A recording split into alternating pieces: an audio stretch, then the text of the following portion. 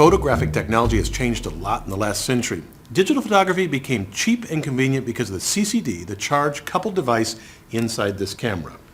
In the past, we just place a piece of film here behind the lens. But now we have a purely electronic imager to do all the work. Let me show you.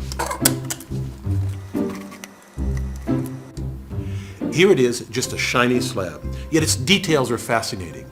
This CCD captures the image and then transfers it to the camera's memory system to record it as electronic data.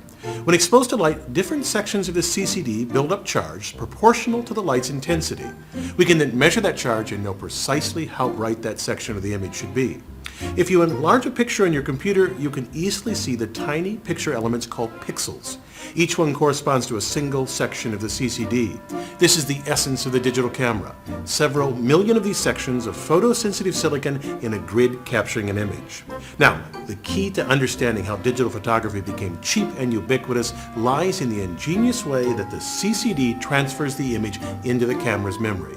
The easiest and most straightforward way would be to use wires to connect each pixel in an XY grid.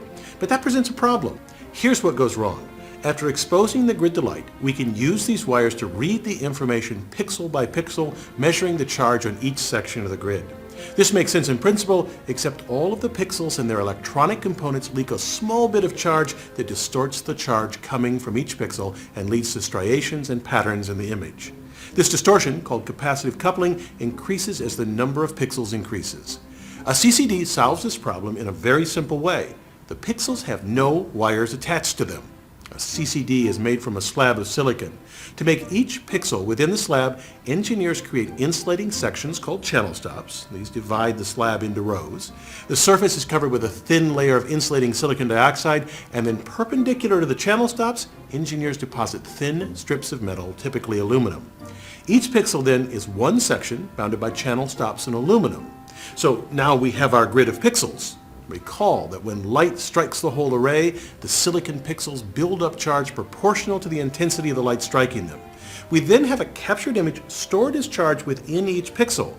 The great innovation of the CCD was how it moved the image from the silicon array to the camera's memory system without using external wires that would distort the image. The CCD shifts the charges from row to row without wires until they reach the bottom when a readout register transfers the charge to the camera's memory with very little distortion. The camera then counts the charges and constructs the image using that data. Now, one last important question. How do we get color? A CCD only detects total light intensity, which is useful for producing a black and white image. But for a color photograph, we need to separate the entering light into red, green, and blue. The most obvious solution is to filter the light into those three colors using three separate CCDs to capture red, blue, and green information and combine them into a full color image. However, engineers have created a cheaper solution. Instead of using three separate CCDs, they use a little math, so they only need one. In this consumer camera, they cover that single CCD with a filter with red, green, and blue pixel size sections. This creates an image coming out of the CCD that's a mosaic of these three colors. The camera applies an algorithm to estimate the correct colors for each pixel. For example, if a green filter covered a pixel, we would need to estimate the red and blue components of that pixel. To do this, they'd use the adjacent pixels and average the color intensity for the pixels in question. It works because the image's significant details are much larger than each pixel. This sounds implausible, but you've seen the results yourself. I'm Bill Hammack, the Engineer Guy.